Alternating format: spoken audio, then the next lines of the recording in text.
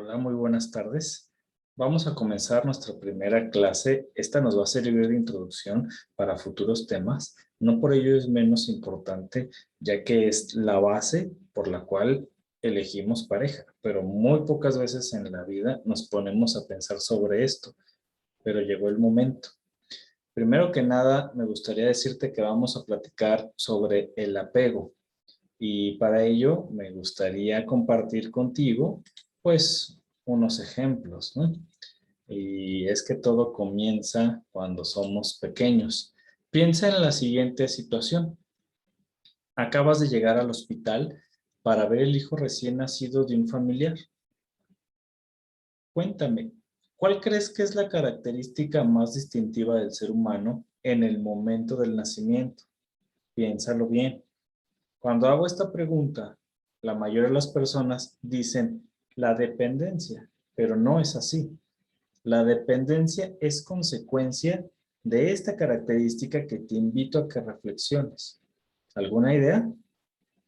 Bueno, te cuento que esa característica es la inmadurez. Así es. El ser humano llega a este planeta, digo planeta, la vida, siendo 100% inmaduro, lo que le convierte en dependiente. Si fuera una persona madura, si el bebé llegara autónomo, no sería dependiente. Por lo tanto, somos dependientes porque somos inmaduros. Somos la especie que necesita pasar mayor cantidad de años con nuestros padres hasta alcanzar la madurez y la autonomía. Piensa, por ejemplo, en una jirafa, en una cebra. Nacen y a las pocas horas se sueltan corriendo por el valle, ¿verdad? En el momento del nacimiento, el neonato, o sea, el recién nacido, tiene una serie de necesidades que sus cuidadores principales, que suelen ser los padres, deben cubrir sí o sí. ¿Qué ocurriría si no atendiéramos esas necesidades del bebé? Sin duda, no sobreviviría por sí solo, puesto que necesita de los demás para hacerlo. La mejor escuela para aprender a relacionarnos y a gestionar nuestras emociones sin lugar a dudas es nuestra familia, nuestros padres. En ocasiones creemos que no podremos superar o que no tendremos suficientes recursos para enfrentarnos a una emoción desagradable o a una situación complicada. En ocasiones nuestros padres nos sobreprotegieron en exceso ante una emoción desagradable, como la rabia, el miedo o la tristeza. Sin embargo, es nuestra responsabilidad aprender a gestionar esas emociones desde la familia y ahora que estamos en pareja. Como conclusión de esta breve introducción, podemos decir que en el caso del ser humano se hace imprescindible el vínculo emocional y afectivo que establecemos con los familiares que nos cuidan en el principio. Sin este no sería posible la supervivencia. Es por ello que generalmente decimos que lo que nos lleva al equilibrio mental es el buen vínculo que tenemos con las personas más importantes. En el principio de la vida eran nuestros progenitores o cuidadores principales y ahora es la pareja. Y derivado de cómo sea la que le da ese vínculo, nos trastornará, desequilibrará emocionalmente o tendremos un nivel de bienestar. Aquí vemos al bebé recién nacido, inmaduro. Ahora, déjame contarte una breve historia del apego que nos va a servir. Y no me refiero a un cuento, sino me refiero a un repaso relámpago de qué es el apego y cómo se define. René Spitz, que nace en 1887, fue un psicoanalista que observó a menores de 1 año en orfanatos.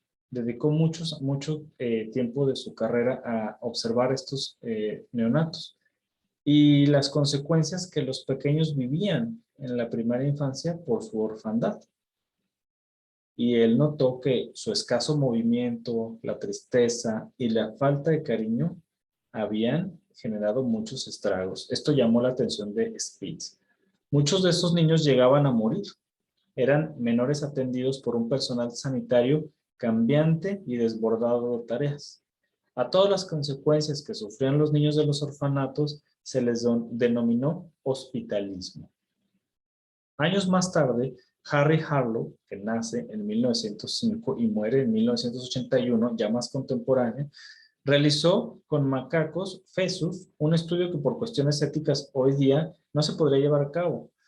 En aquel entonces a los pequeños se les privaba de su madre y se les ofrecían dos madres sustitutas artificiales. Fíjense esto, un alambre que le daba de comer y una felpa que no lo alimentaba, pero era agradable al tacto. Harlow demostró que la sensación de protección era básica para la supervivencia del monito e independientemente de la alimentación. Años antes, los psicoanalistas habían sostenido que la necesidad emocional se cubría gracias a la necesidad de alimentación. Harlow demostró que eran dos necesidades independientes. No es lo mismo comer que necesitar cariño. Vio que los monitos acudían a la madre de alambre solo para alimentarse y el resto del tiempo preferían estar con la madre de felpa. Es decir, escogían sentirse protegidos, sentir que un individuo de su especie estaba ahí cerca y podían refugiarse en él.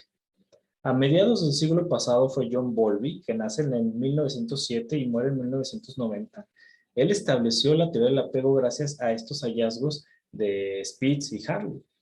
Hoy en día esta es la corriente más aceptada de psicología del desarrollo. Bowlby decía que el bebé nace programado para enamorar a sus padres y de esa manera aumenta sus probabilidades de supervivencia. Bowlby fue un médico psicoanalista que nació en Londres, en el seno de una familia acomodada. Eran 6 hermanos y fue criado por las niñeras y por lo que estuvo muy poco tiempo con sus padres. Alrededor de los 10 años de edad, estos decidieron enviarlo a un internado, algo que era muy habitual en Inglaterra. Esa relación fría y distante lo marcó tanto personal como profesionalmente, puesto que decidió estudiar las consecuencias de ese tipo de relaciones. Formuló su teoría del apego cuando la Organización de las Naciones Unidas, ONU, le encargó un estudio sobre las consecuencias que provocaban en la orfandad después de la Segunda Guerra Mundial. Ahora, esto tiene mucho sentido, porque estamos hablando de parejas y empezamos a preguntarnos, ¿qué tiene que ver esto? Ojo, tiene muchísimo que ver. Vámonos paso a paso. Antes de terminar esta clase breve, me gustaría definirte o compartirte algunas definiciones de apego.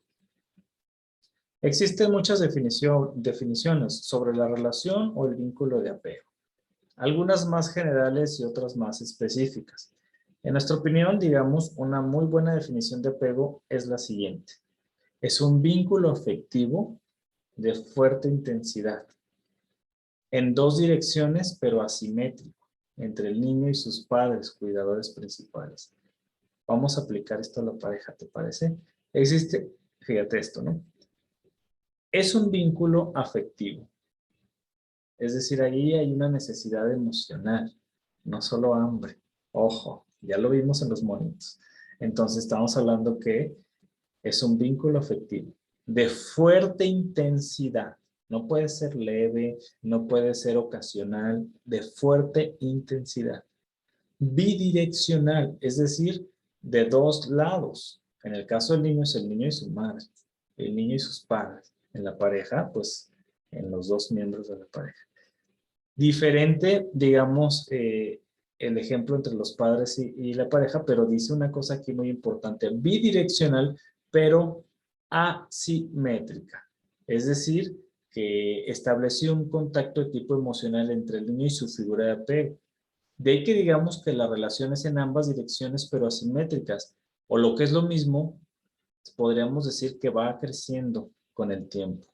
De una forma más o menos vertical, porque el niño va creciendo y va aprendiendo, digamos, cómo desarrollarse a partir de este apego. Pero el padre o la madre no necesitan ese hijo para sobrevivir ya. ¿Sí me explico? Ni desarrollarse. Sin embargo, el vínculo, ese lazo afectivo, les permite estar ahí. En cambio, es el hijo quien es inmaduro y por lo tanto dependiente, no al revés. Muchas mamás parece que son dependientes de sus hijos. Ojo con eso. Entonces, es importante resaltar que los niños se apegan a sus cuidadores por inmadurez, pero los padres no deben apegarse a sus hijos, sino vincularse con ellos de una manera afectiva. Los niños necesitan de sus padres para sobrevivir, pero los padres no de sus hijos para sobrevivir. Son aquellos los que deben proteger y cubrir las necesidades de los niños y no al revés. La pareja entonces como tipo de apego no sería sano. Estar apegado a la pareja desde este concepto no sería sano. Es decir, no se necesitan el uno al otro para sobrevivir. Si es así, eso es un apego, no un vínculo. Y en teoría, eso no es saludable. ¿Cómo podemos ver en diferentes ejemplos? Bueno, en el resto de mamíferos, el vínculo de apego, digamos, es una ventaja de seguridad ante los depredadores. Están ahí por una necesidad biológica. Quiere decir que la supervivencia es mejor estando apegado, ¿sí? Pero el vínculo es otra cosa, ¿no? Digamos que con nuestros cuidadores existe un vínculo emocional. Esto supone una ventaja evolutiva y de supervivencia. Es decir, podemos alejarnos de ellos y no por eso los dejamos de amar. Fíjense esto. Esto es muy interesante para el tema de pareja porque nos permite empezar a preparar la mente hacia dónde van las cosas. En la siguiente clase les contaré la metáfora del bidón y hacia dónde va sobre el tipo de vínculo.